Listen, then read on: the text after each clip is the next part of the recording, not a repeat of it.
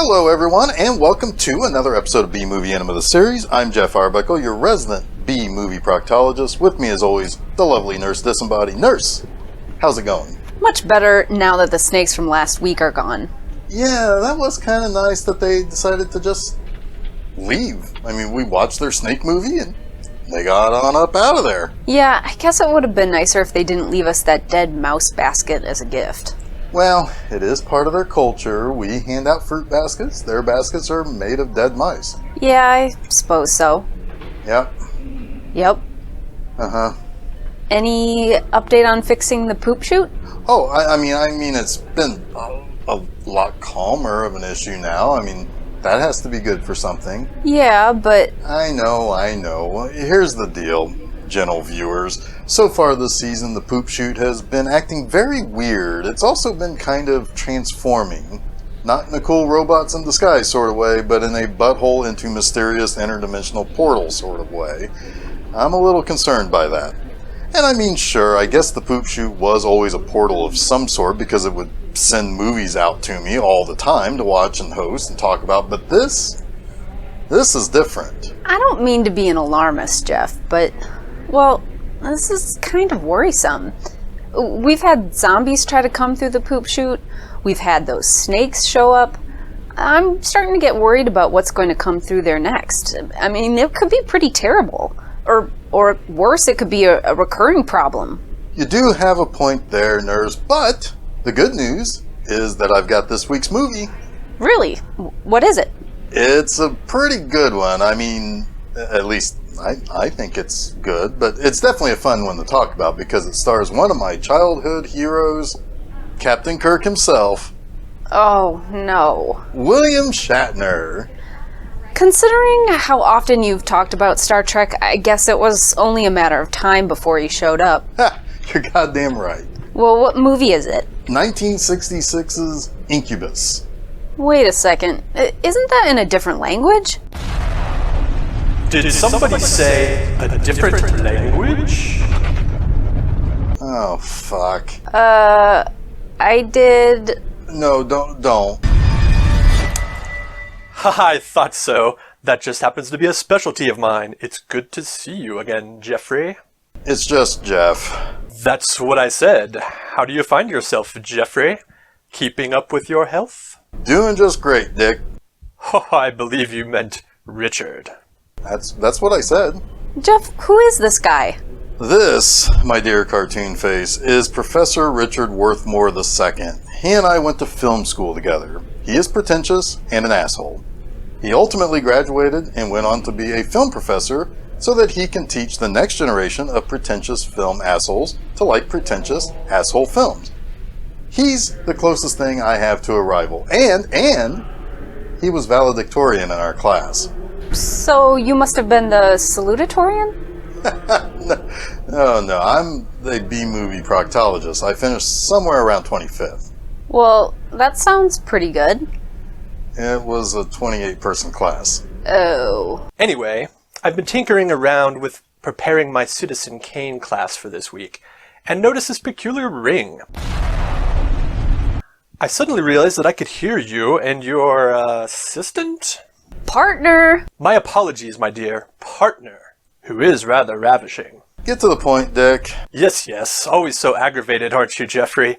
Yes, I was kicking around my office and I heard your partner mention a foreign film. I didn't think that you got those kinds of movies at your practice. Generally, I suppose I don't, unless they're Italian or a giant monster movie from Japan, but this time I do. Excellent! I'm glad to see you finally stepped up in class and enjoy a film from overseas, free from the frivolity of dumbed-down American pacing and scripting. Which film are you going to watch? Is it perhaps Fellini's 8½? Or perhaps from someone like Godard? You look like someone who would enjoy Breathless. I suppose it could be Rashomon. Or...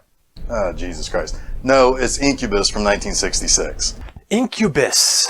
Incubus. Oh, yes. Isn't that the first film made in the language of Esperanto? No. It's the second film made in Esperanto. Woohoo! 1 point to Jeff. Yeah, maybe don't leave that scoreboard up on screen. It's going to get real embarrassing after a while. Ah, yes. I always forget about Angarage. Oh, of course you'd say that now. Esperanto had been used in several different ways by films going back to the silent era. The language itself was created by L.L. Zamenhof in the late 1870s through the early 1800s. Zamenhof was a Polish-Jewish ophthalmologist from Białystok, which was in the Russian Empire. And back then, that's where it was, but now it's inside Poland. He spent most of his life living in Warsaw. But in the mid-1870s, the Polish language was banned in public places in Białystok. Zamenhof came up with the idea of creating a standard language that could be learned in place of multiple languages. It's kind of a smart idea, right? If I'm an American speaking English and I travel to Europe and go to several countries on this trip, then it's very likely I will encounter several different languages and even possibly several different dialects in a single language. So, if everyone learned their native tongue and Esperanto, then it would be easier to communicate.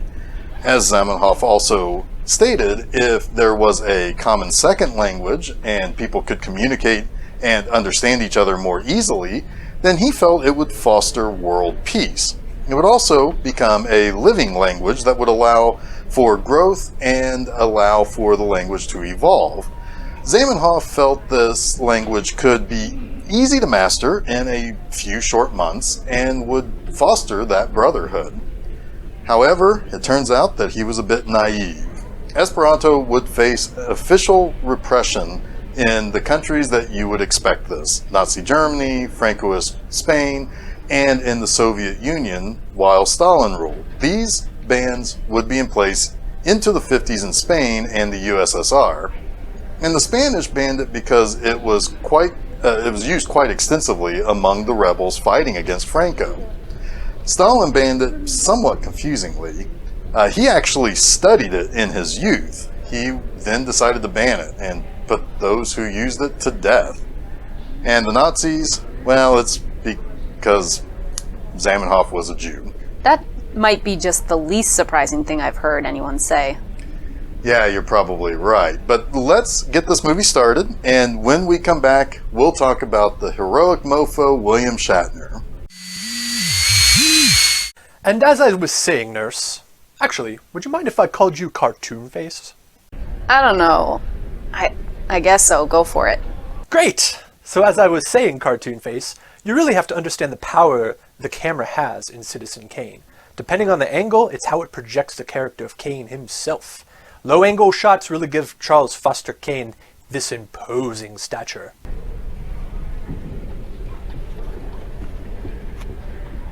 Then, of course, there's the use of deep focus to allow the viewer to peer into the thoughts of Kane himself.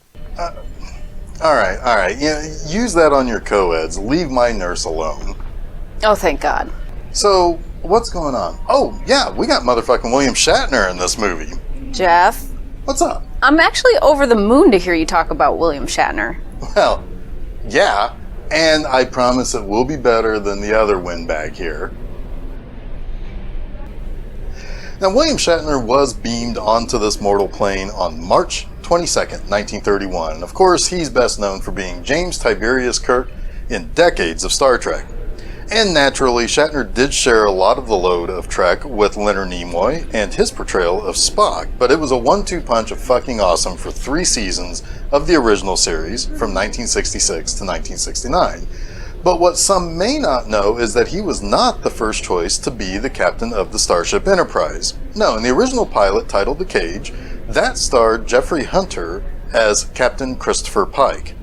And when NBC did something that I'm not even sure has been done before or since and ordered a second pilot, this time called Where No Man Has Gone Before, Hunter wasn't so much unavailable as much as his wife apparently told Gene Roddenberry to get fucked because she thought Hunter was destined to be a movie star and not some TV actor.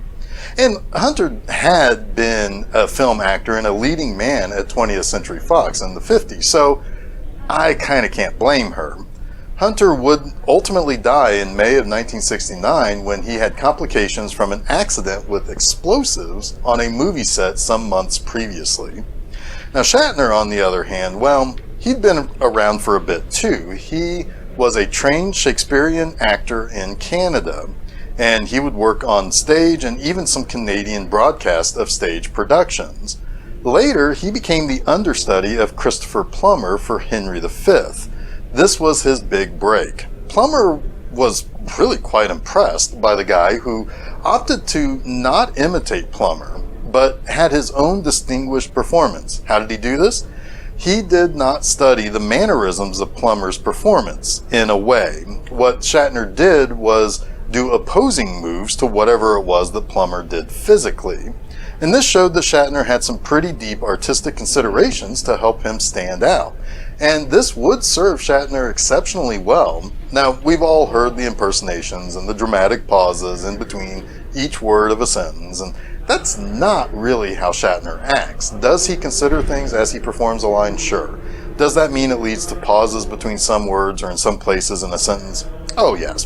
But he performs a little more naturally than most actors do. And really, I mean it. The way he plays Captain Kirk is not at all like we see people impersonate. He is not that compulsive. He's not really a wild man. Yes, there were times that he would disobey an order or violate Starfleet's prime directive of not interfering, but he wouldn't do that simply on a whim. He would get input from Spock or Dr. McCoy and then act. If you watch Kirk, especially in the feature films that ran from 1979 to 1991, you'd see a usually pretty measured and thoughtful person. Was he the opposite of Spock? Sure. That's what made them a great team, but they weren't really opposites in how they composed themselves in situations. That's great and all, but we gotta know. Did Captain Kirk really sleep with that many alien ladies? Oh, of course. I mean, you gotta spread that seed to as many fertile grounds as you can. Oh God, I'm so sorry for even asking. Nah, it's fine. Shatner isn't just Star Trek. He's one of the few people to have multiple television series that ran for multiple seasons. His next series was the cop procedural T.J. Hooker. Now, T.J. Hooker is such an 80s show, but it kind of follows in the tradition of shows like in Adam 12, where you get uniformed cops patrolling and busting street crime. Hooker ran for 5 seasons from 1982 to 86, and one of the things that I think T.J. Hooker is pretty well known for having is Shatner jumping onto car hoods as he's chasing a bad guy. But later on, he would host the show Rescue 911 for 7 seasons between 1989 and 1996. That show was basically your run-of-the-mill docu-series that featured those reenactments of emergencies that would get 911 calls. So you'd see someone having a heart attack or something fall over, and then the dog or something goes over, picks up the phone, and dials 911 for the guy. You know what I'm talking about. No dogs were calling 911 in those episodes, were they? Probably once or twice, I don't know. But Shatner's next multi-season TV character he'd play is an award-winning one. In 2004, Shatner took the role of Denny Crane in David E. Kelley's legal comedy drama Boston Legal. That series was a spin-off of Kelley's immensely popular The Practice, where the character actually originated. Boston Legal featured James Spader as Alan Shore, and he is good friends with Crane and kind of sees the elder person as a mentor. And Crane was a little bit of a wild card type of character. He was eccentric, but very good at reading law. And it was described as, quote, William Shatner the man playing William Shatner the character playing the character Denny Crane, who was playing the character William Shatner. Wait, hold on. What was that? Shatner the man playing William Shatner the character playing Denny... I'm confused. Don't worry about it. It's a puzzle for sure, but I'll get around to that. But that brings up the interesting thing that happened to William Shatner toward the end of the 90s. He had always been kind of seen as this guy who was, I don't know, maybe a little full of himself or embarrassed by his Star Trek success, and the typecasting that led him to making mostly B movies for the majority of the 70s. That really wasn't so much the case by the late 90s. He started lightening up, if you will. He began to kind of parody himself. He did this commercial for Priceline where he's doing dramatic interpretations of songs at a bar or coffee house or something, and he did the song Convoy, but used it as an opportunity to talk about Priceline itself. It's one of the most memorable commercials I've ever seen, but the important thing was that he was parodying himself. And that led to him starring as a cartoonish version of himself in the incredibly funny indie comedy Free Enterprise. This transformed Shatner's career. So yeah, that basically explains the Denny Crane portrayal. He was William Shatner the man, playing the William Shatner character, who was also still playing the character Denny Crane, who, in that character's eyes, was playing the character of William Shatner. Confusing as some of you may still be, it won Shatner 2 Emmy Awards. The first came in 2004 for playing Crane as a guest star in a handful of episodes in the 8th season of The Practice. And in 2005, he won Outstanding Supporting Actor in a Drama Series for Boston Legal. It took decades, but Shatner finally got mainstream acceptance for his style of acting. So, does this mean we're at the end of all the Star Trek references on this show? Nope. Shatner looks like a baby in this movie. Yeah, it's definitely not what we're used to. We either think of Shatner as Captain Kirk or as the older gentleman he is now. We don't normally think of him as something else. And what's funny is that he's an established actor by this time already. He had already appeared in 2 very popular Twilight Zone episodes. One of these episodes is the exceptionally popular Nightmare at 20,000 Feet, in which Shatner sees the gremlin on the wing of the plane, which was directed by Richard Donner and written by Richard Matheson. The other is actually my favorite episode of Twilight Zone, Nick of Time, also written by Matheson, about Shatner becoming obsessed with a fortune-telling machine at a diner that he and his newlywed wife are at while their car is getting repaired. The latter was from 1960, so Shatner was already making major moves long before he was in this movie. And we mustn't forget his brilliant performance as Captain Harrison Byers in the marvelous Stanley Kramer picture Judgment at Nuremberg. This asshole is still here? Yeah, I guess he never left. Judgment at Nuremberg was nominated for 11 Academy Awards, including Best Picture, Best Director, and 4 acting nominations for Spencer Tracy, Montgomery Clift, though always wonderful Judy Garland, and Best Actor was awarded to Maximilian Schell. Oh, I know Maximilian Schell. He was the bad guy in the black hole.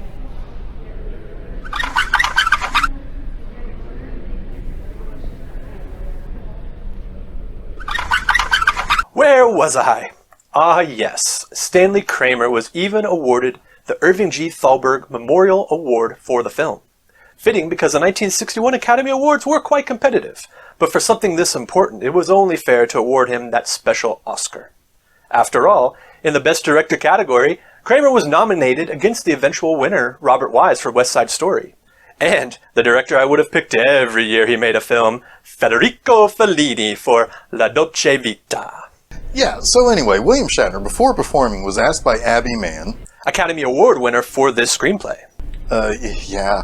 Mann asked everyone to watch films taken by American soldiers of the liberation of the concentration camps. He wanted them to really understand what this movie was really all about and why it was important. And this included these actors being some of the first to actually see the real conditions at the camps. I bet that was horrific. Oh, I'm sure it was. I think we should probably actually talk about this film that we're watching right now. Agreed. Otherwise, that professor guy is gonna keep talking about other things. Good call. Now, Incubus opens with some pretty neat art during the credits. It looks like cool, crude depictions of demons and such. We find out about this village named Numen Toon, which in Latin actually means your name, which I guess is kind of clever. But, Nurse, tell the folks at home about the very special waters in Numen Toon. The waters there have a healing quality to them in the well. The water will heal the lame and injured and also beautify the ugly. So it causes the old and the sick and the vain to show up. And it also attracts succubi. Now here's the thing. Most people come to the healing waters for not so altruistic reasons. They want to be made better or prettier or whatever. That's what attracts the succubi. And that's really where the story starts. A man has come to the well to heal his scarred face. So he comes there not to be made healthier, but to be made better looking. He's committing a sin of vanity. The succubus Kaya, played by Allison Ames, appears in the tree by the well and begins to seduce the man. If there is any takeaway for Incubus, it's that you really can't trust bitches who appear in trees. You know, I'm really glad I watched this movie because I would have never learned that lesson. I would have frolicked with the succubus until she led me to the shore and held my head under the water with her foot. Where would you be without me? I am probably dead in the ocean after following a spooky chick who appeared in the tree. Now, what's really kind of interesting about Kaya is that she's a little frustrated by her work. Aren't we all, right? But you see, she's kind of tired of luring corrupted people to their doom in order to claim their souls for Satan or whoever. She wants something different. She wants to claim a good soul. Yes, and her mentor/sister, Amael, says that she really needs to stop having these thoughts. However, I guess you could say Kaya is a little immature. That actually kind of helps her by the end of the movie. Yeah, it really kind of does, doesn't it? So, Mark, played by Shatner, arrives in Newman Tool. He's got a war injury, and he walks with a cane and is hoping to be healed by the waters. And he's there with his sister Amdis. Mark is an absolute pure soul, and the waters, I guess, seemingly gets him into better shape. Yeah, at one point he's carrying Kaya around even though he was a little gimpy earlier. True. So yeah, Kaya zeroes in on Mark, and Amael tells her that she's playing with fire because Mark is true and uncorrupted. But Kaya's not having any of these warnings. She's going to try to win Satan's favor by bringing him Mark's soul. And Kaya goes to Mark at his home and claims that she's lost and that she's from a place that has these vapors from the lake that rise up and kill birds. That sounds like a pretty big red flag. And she wants the sex on Mark, but he's not having that because he won't do anything out of wedlock. Again, he's a good dude. But then Kaya tells him that she has no soul. Another pretty big red flag. So, during their day of hanging out together, Kaya falls asleep, and what does Mark do? Well, he takes her to the local cathedral. Why? I actually don't know. Anyway, she wakes up and freaks the fuck out and runs away. Again, another pretty big red flag. Well, actually, you know what? Her reaction is pretty much the same as I would have whenever I find myself in a church.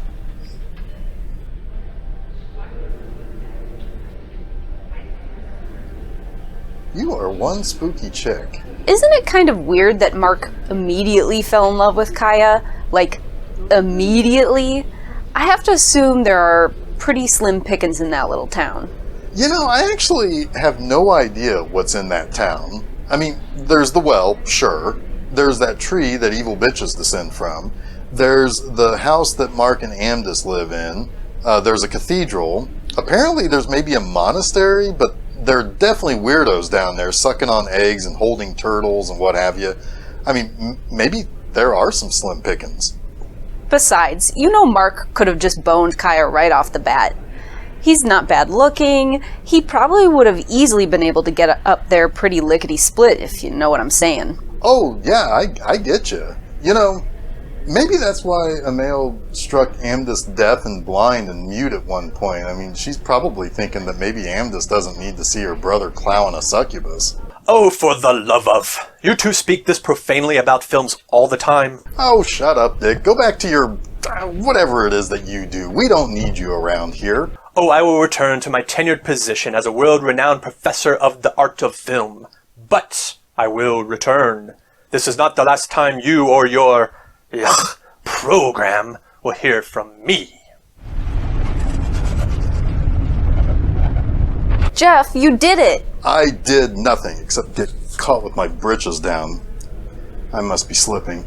Nurse Disembody, you go on talking about how people want to plow a succubus. Did you just do a Star Trek William Shatner thing? Yes. Say, Nurse, how much of the budget do you think went to the fog machine? Apparently all of it. You know, that sounds about right. And so, we've come to the conclusion of Incubus. And yeah, Mark falls in love with Kaya, and she basically fell in love with him too. Well, I think you could probably almost argue that she fell in love with the idea of his pure soul that she wanted to corrupt. But nah, young Shatner was a strapping and good-looking dude. But because she fell in love with Mark, Emil and Kaya go to awaken the Incubus. I like that the Incubus came out of the ground. Spooky. Yeah, I like that too. I mean, this movie is all about the mood, the music, the way it's shot, the relatively static blocking, and its straightforward presentation almost kind of lulls the viewer into thinking that they are watching a love story. But yeah, this movie feels, I don't know, haunted is what I keep thinking. But maybe it's the use of a rarely heard language. It feels like the movie's from more than 60 years ago. And this movie was made by Leslie Stevens. And what's interesting about Stevens is that he was really interested in science as he studied for the Naval Academy as a youngster. His father was an admiral, like Kirk became in the Star Trek movies. But Stevens ended up realizing that he was really more interested in performing arts. When he was still a minor, he sold a play to Orson Welles' Mercury Theater. Then he ran away from home to join the theater's troupe, but got returned by truant officers. He would ultimately fight in World War II, but not in the Navy. Instead, he rose through the ranks pretty quickly in the Air Force. In fact, he got to the rank of captain by the age of 20. And after the war, he returned to writing plays, and he got a lot of stuff sold pretty regularly in the 50s. And then he started working mostly in television. By trade, he was a writer, but he not only directed Incubus, but he wrote it as well. But he really didn't do a whole lot of film or directing. He didn't really get credited for this, but it's well known that Stevens wrote almost all of the screenplay used for the Battlestar Galactica pilot that also got released as a film. But he did get credit for being a creator of the series. And another interesting uncredited thing on his resume was as the creator of the revival of The Outer Limits in the 90s. So with Incubus, the titular creature is brought into play by the sister Succubi. Emil tells him to go get Amdis, sully her by, of course, raping her. Pretty crazy idea for a plot point in 1966, but that this was what they're going to use to drive Mark to kill the Incubus, which would then dirty his soul and make him claimable by Kaya. After he kills the Incubus and they go to the cathedral, Emil resurrects the Incubus again. They just can't get rid of this guy. Yeah, and once Mark kills the Incubus, Kaya tells him that they need to go away and hide. And because he killed the creature in revenge, she can help hide the body, or I don't know about that. That seems like another one of those red flags. But Mark is pretty broken at this point because his sister didn't just get raped by the Incubus, she died. So Mark is ready to head into the bowels of hell with Kaya, but he hears the cathedral's bells and decides to go there instead. That's when the newly resurrected bad guy shows up, and much to Kaya's own surprise, not only can she handle being in the cathedral, she is actually able to make the sign of the cross, and this has quite the effect on the Incubus. It turns him into Black Phillip. And then Black Phillip starts wrestling Kaya. He just wanted to give her a little smooch. Just a little kiss with those goat lips. Sure, I mean, he does gore her, though. Tomato, tomato. Okay. But she ultimately says that she belongs to the god of light and not the god of darkness. And the two lovers ultimately embrace in the cathedral while the goat stares at them. I am a little fuzzy on whether or not either of them live or if they both died at the end of this movie. I really don't know what Shatner would have died from other than maybe an injury from the fight with the Incubus. I don't know. I think this movie is a lot better than people give it credit for. Yes, it's Shatner, and a lot of people want to make fun of his acting style, which really isn't what people think it is. Sure, it's a really short black and white movie in a different language, a language I might add that's hardly spoken by anyone that you might encounter on any given day, though not really a dead language. Still, I like this movie's mood and atmosphere. One last note from me. Allison Ames, who plays Kaya, was also an established actor of several TV shows and a few movies. She's not to be confused with the Allison Ames who is the founder and CEO of Wonderland Lifestyle Brands. That's what Google will return to you most of the time. But anyway, Ames even appeared in The Phantom Planet, a B-Movie 50 sci-fi classic. She was married to Leslie Stevens at the time, and she died in 1999 at the age of 62. And I'm not sure what the cause was, but in 2004, the only film that she was ever directed was released posthumously. It has the fun title of You Are So Going to Hell, which was about a man who falls in love with a nun, but is thwarted by the Mother Superior, who just so happens to be a martial arts expert. That sounds awesome. It truly does. But let's start bringing this in for a landing. Nurse, let's hear your final analysis on 1966's Incubus. Well, Jeff, you're right. This movie does have an eerie vibe going for it. It's got a forest, creepy trees, a weird monastery place, and there's so much fog, like so much fog. It has a lot there for good atmosphere that would make a good Halloween time watch. However, I wish there was a little bit more character development for Mark and a little bit more with his relationship with Kaya. William Shatner is an interesting actor and he does pretty well, but I would like to know more about that character and what his deal was with his sister. Learning about Esperanto and hearing it being spoken was interesting. That was kind of the nice educational element to seeing this movie. But we are a little shortchanged by the end battle between good and evil. I guess the moral was to just choose Jesus, no questions asked. Plus, we really needed more of that Black Phillip goat. In the end, I give this movie 3 poops out of 5. Not bad, but a tiny bit of a letdown. Fair enough. And I would love for Severin or Vinegar Syndrome to get this movie, clean it up nice as shit, and get some special features with Shatner or whoever wants to talk about this movie. I'd buy that disc in a heartbeat. Anyway, Nurse, I think we've come to the end of yet another episode. What now?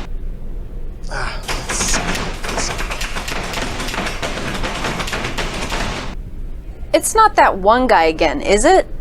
Well, let's see.